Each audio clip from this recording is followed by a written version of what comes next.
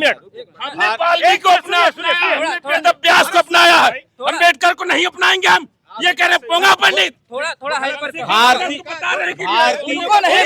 उनको नहीं बोला, शर्म नहीं आती है। भारत के कुछ ई पोंगा पंडित हैं जो बाबा साहब अम्बेडकर को नहीं मानेंगे, संत रविदास को नहीं मानेंगे, भगवान बुद्ध को नहीं मानेंगे, संत कबीर को नहीं मानेंगे। ये अपनी विद्वता और ऐसा ही लोग अब ये पोंगा पंडित बोले, इनकी हिम्मत कैसे? भीम आर्मी वाले को अगर हम बोले तो जातिवादी हैं और ये पोंगा पंडित बोले तो बहुत बड़े राष्ट्रवादी हैं। ये इनकी तमीज, बोलने की तमीज नहीं इनके पास। एक क्रांतिकारी को ये बता रहे कि रावण लगा रहे हैं तो चंद्रशेखर तो खुद कंफ्यूज है यार। उसका नाम चंद्रशेखर आजाद एक और था जो क्रांतिकारी था, जिसने अंग्रेजों से बचने के लिए अपने आप गोली चलवा लिया। भी दिखा देते हैं क्या ये फंडामेंटल राइट का पन्ना है। फंडामेंटल राइट पे आप देख रहे हैं, इसमें राम लक्ष्मण सीता की फोटो बना हुआ है। ये मूल संविधान दिखा रहा हूँ, ये जो छप के आता है ये नहीं, जो मूल संविधान। इसमें एक बार फिर से चर्चा चलने लगी है कि संविधान निर्माता कौन है। इधर ग्वालियर के एक वरिष्ठ वकील अनिल मिश्रा जी ने एक विवाद पैदा कर दिया और BN राव को कहने लगे कि संविधान के निर्माता तो असलियत में तो वही हैं, लेकिन भारत में दलित वोटों के चक्कर में जो है बाबा भीमराव अंबेडकर जी को जो है संविधान निर्माता का सारा श्रेय दे दिया जाता है। उनके कहने का मतलब है कि जब संविधान सभा ने पूरे ड्राफ्ट को तैयार किया, वो प्रारूप समिति के अध्यक्ष थे, उसकी समीक्षा कर रहे थे, तो कैसे सारा श्रेय बाबा भीमराव अंबेडकर जी को चला जाता है। अगर श्रेय जाता है तो BN राव जी को जाता है, नहीं तो संविधान सभा को जाता है, जो 299 लोगों ने उस संविधान सभा को लिखा था। इसी पर टकराव हुआ और आपने देखा होगा कि कई जगह उनके ऊपर FIR भी दर्ज हुई। भीम आर्मी के लोग भी आक्रोशित हुए, बहुजन लोग आक्रोशित हुए, उधर ब्राह्मण और जो BN राव को मानने वाले लोग हैं वो भी आक्रोशित हो गए। 15 को चलो ग्वालियर रैली है का एक नारा भी दिया। तो दोनों तरफ से जब टकराव सामने आया तो दोनों लोगों ने कहीं ना कहीं भीम आर्मी के जो सांसद एवं अध्यक्ष हैं उन्होंने कहा कि जो है कि हम संवैधानिक परंपराओं को मानते हुए हम इस चीज़ वहाँ नहीं जाना चाहते ताकि टकराव हो। बाकी जनता है, ये इनसे हम बात करते हैं।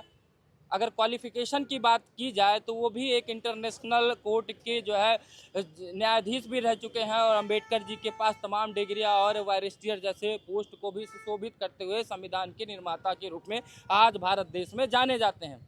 अब ये टकराव का कारण क्या बन रहा है, क्योंकि चुनाव आ रहा है। हमारे साथ हाई कोर्ट के वकील जी हैं, ये बताएंगे, वरिष्ठ अधिवक्ता भी हैं। कैसे देख रहे हैं आप, ये विवाद क्यों छिड़ गया है? देखिए, ये कोई विवाद नहीं है। सत्य यह है कि आपको देखना है। हम लोग एविडेंस पे बात करते हैं और हमारे दोस्त मित्र सभी जाति धर्म के लोग हैं और हम ऐसा भी नहीं चाहेंगे कि जातियों के हिसाब से जो है महापुरुषों को बांटा जाए। आपको देखना है, चाहे इस देश में किसी को भी भ्रम है तो जो संविधान सभा के द्वारा जो डिबेट्स हुए से उस डिबेट की कापियां निकलवा लीजिए, उसमें पता चल जाए कि कौन कितने पानी में है। और चूँकि बाबा साहब को लोग अगर माल्यार्पण करते हैं और इज्जत देते हैं और उस समय की भी जो है इज्जत दी थी कमेटी, तो कोई वो तो था नहीं। आप जब डिबेट पढ़ेंगे, हमारे पास डिबेट है, किसी को भ्रम होगा तो 7 वॉल्यूम है मेरे पास, देख लेगा। एक एक आर्टिकल पर देखिए, मैं यादव हूँ, जाति की बात नहीं है, हम एडवोकेट हैं और कॉन्स्टिट्यूशनल जो बात होगी उसको बताना हमारी जिम्मेदारी है। एविडेंस किसी को भी भ्रम हो, ये जो संविधान बिक रहा है ये नहीं। आप जो डिबेट हुआ कि कौन सी आर्टिकल रखा जाए और कौन नहीं रखा जाए, वह जब वॉल्यूम देखेंगे तो सबका पता चल जाएगा कि उस संविधान सभा में रहने वाले कितने लोगों ने किस आर्टिकल पर क्या चर्चा किया है। कह रहे हैं कि कोर्ट में चैलेंज भी करेंगे, आइए हमसे बात करिए कोर्ट में। बात वो एडवोकेट हैं, हम लोग रोज चैलेंज करने का काम करते हैं, वो आ जाए पहले हम ही से डिबेट करने। देखिए, वो बात अलग है। देखिए, जब संविधान सभा ने पूरी ड्राफ्टिंग तैयार किया तो एक एक आर्टिकल पर डॉक्टर अंबेडकर ने अपनी राय दी है, इसको हम इनकार नहीं कर सकते। जब आप डिबेट्स की जब किताब निकालेंगे, डिबेट्स में एक एक में उन्होंने कहा कि यह आर्टिकल क्यों आवश्यक है और यह आर्टिकल क्यों नहीं आवश्यक है।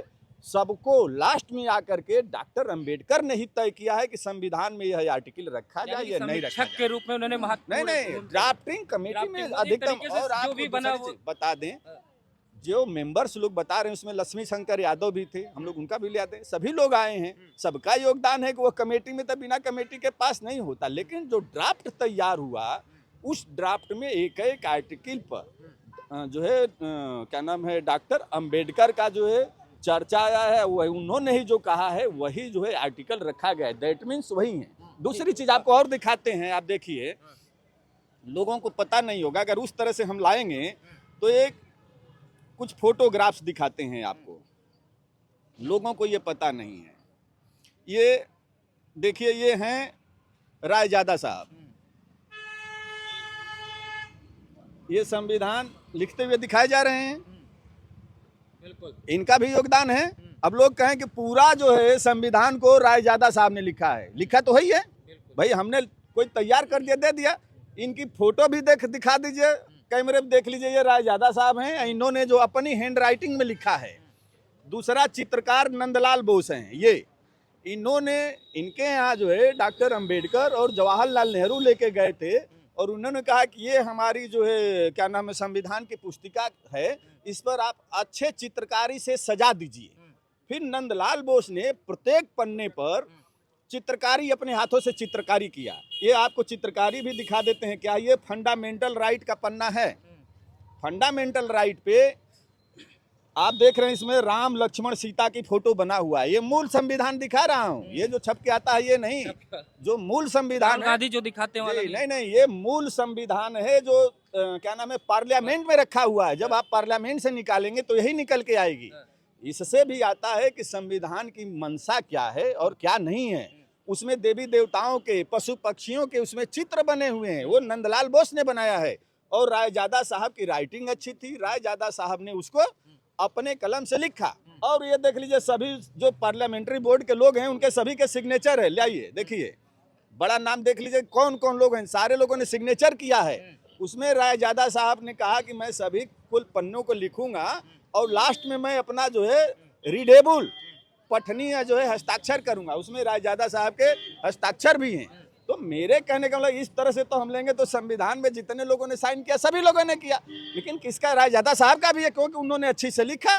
नंदलाल बोस ने उसमें किया। अब सभी के जातियों, जो लोगों को जाति नहीं तो वो भी अपनी जाति जोड़ ले, जान ले, है ना, जातियों के हिसाब से निकालना शुरू कर दिया। लेकिन वास्तविकता है कि यह देश है और देश में महापुरुष को जातियों के हिसाब से कम बेसी नहीं किया जाना चाहिए। डॉक्टर अंबेडकर का इस देश में सम्मान होना चाहिए। उन्होंने एक आर्टिकल पर डॉक्टर अंबेडकर ने बताया, और जिसको भ्रम है, जिसको नहीं जानकारी है, जो 100 पन्ने का लेकर के संविधान के आर्टिकल पढ़ते हैं, उनको थोड़ा सा और आगे बढ़ना चाहिए। आप कैसे देख रहे हैं सर, ये जो विवाद अनिल मिश्रा एडवोकेट ने खड़ा कर दिया और तमाम आप देखेंगे विवाद भी खड़ा हो गया। एक भीम आर्मी इधर हुई, उधर दलित सेना हुआ, उधर ब्राह्मण सेना तैयार कर लिए, उधर वकीलों ने भी काफ़ी किया और चैलेंज करने की बात भी कर रहे हैं।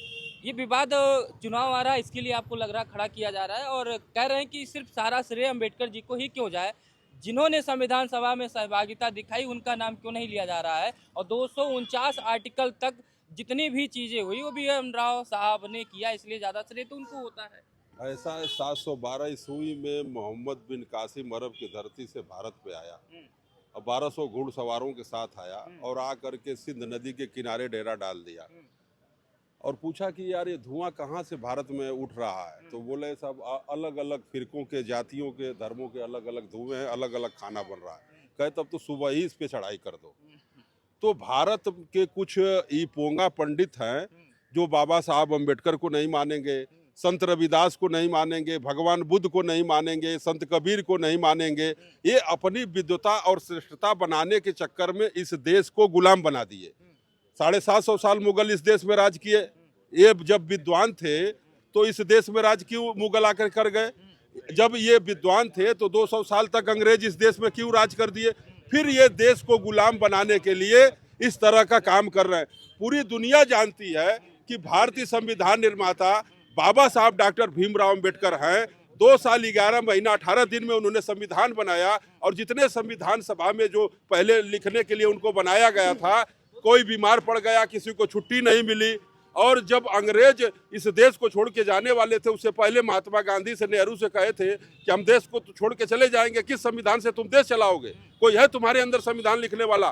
तो जवाहरलाल नेहरू और महात्मा गांधी बाबा साहब अम्बेडकर के पास गए और बाबा साहब अम्बेडकर ने कहा कि मैं संविधान लिखूंगा, देश हित की बात है, लेकिन इसमें मेरे समाज का क्या होगा, अछूत वर्गों का क्या होगा? तो गांधी ने कहा कि पहले देश आज़ाद हो जाने चाहिए, उसके बाद हम आपको आज़ादी देंगे। आज स्थिति ये है कि बाबा साहब भीमराव अंबेडकर के ऊपर लोग संशय और शंका कर रहे हैं, उनकी विद्वता योग्यता की पूजा नहीं कर रहे हैं, उनकी मूर्तियां तोड़ रहे हैं, उनकी मूर्तियों पे कालिक पोत रहे हैं, और ये भारत की विडंबना है, जातिवादी व्यवस्था की और सिंबल ऑफ नॉलेज अमेरिका के राष्ट्रपति बराक ओबामा बाबा साहब अम्बेडकर करते हैं। बाबा साहब अम्बेडकर के नाम पे वहाँ सड़कों का नाम रखा जाता है, यूनिवर्सिटियों कॉलेजों में पढ़ाई हो रही है, लेकिन यहाँ कुछ जातिवादी मानसिकता के लोग हैं जो अपनी श्रेष्ठता विद्वता दिखाने के चक्कर में एक अछूत को, एक दलित को, एक पिछड़ी जात का अगर व्यक्ति विद्वान हो जाएगा, मुख्यमंत्री, प्रधानमंत्री, सुप्रीम कोर्ट का जज हो जाएगा, तो उसके ऊपर जूता फेंकेंगे, उसका घर धुलवाएंगे, जिस मूर्ति का उद्घाटन सुप्रीम कोर्ट का आपने जिक्र कर दिया, लेकिन सुप्रीम कोर्ट में जिस वकील ने फेंका वो तो खुद ही दलित समाज से आते हैं। अब इस पे क्या कहेंगे आप? यानी वो जो वकील साहब फेंके वो दलित समाज से आते हैं, लेकिन उनकी मानसिकता देखिए ना, बदल गई, वो सामंतवादी हो गए। बिल्कुल उनकी सामंतवादी मानसिकता है, मनुवादी मानसिकता है, और तो लेकिन उसी समाज से बहुत अच्छा ये बताइए, जब वो बौद्ध धर्म का अपना लिए जज साहब, तो कैसे वो दलित हो गए, बौद्धिस्ट हो गए? बौद्धिस्ट से संबोधित सुनिए, बौद्ध धर्म को तो राहुल सांकीर्त्यानंद जो थे, आजमगढ़ के रहने वाले थे, उनका प्राचीन नाम केदारनाथ पांडे था, बोलगा से गंगा लिखे हैं, उन्होंने भी बौद्ध धर्म को अपनाया था। बौद्ध धर्म समानता की बात करता है, मानवता की बात करता है, किसी असमानता की बात नहीं करता, किसी के ऊपर जूता फेंकने के लिए नहीं कहता। सबसे ज्यादा अगर गालियां दे रहा है सनातन धर्म को तो बौद्ध धर्म के लोग हैं। जगह जगह देखिए कितनी मूर्तियां तोड़ी जा रही हैं, कितना कितना कर रहे हैं, वो भी तो ध्यान दीजिए। अगर जातिवादी इधर भी हैं तो उतने ही जातिवादी उधर हैं।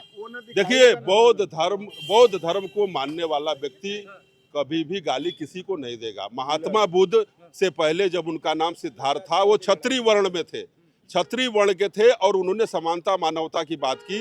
सारे धर्मों का अध्ययन करने के बाद बाबा साहब अम्बेडकर ने बौद्ध धर्म अपनाया।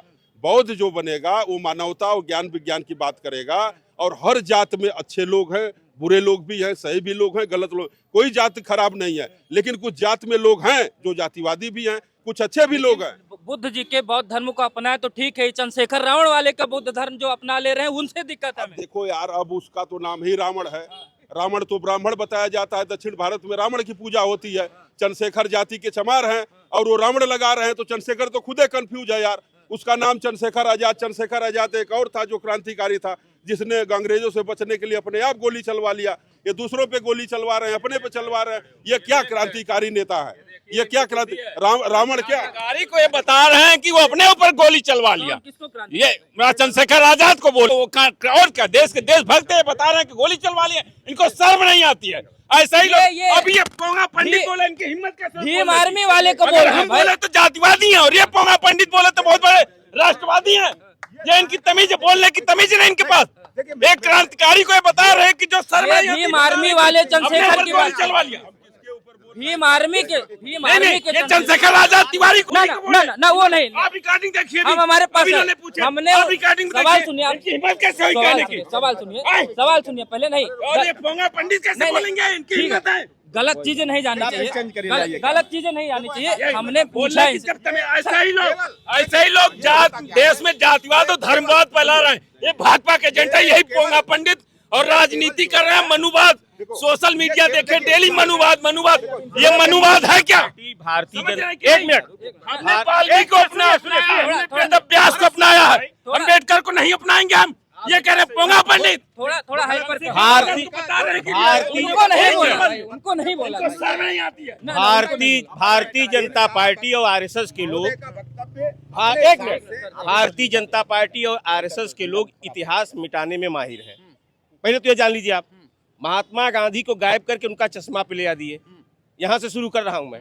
उसके बाद भारतीय जनता पार्टी और आरएसएस के लोग ये चाहते हैं कि बाबा साहब को धीरे धीरे हम खत्म करें और किसी और को लॉन्च करें।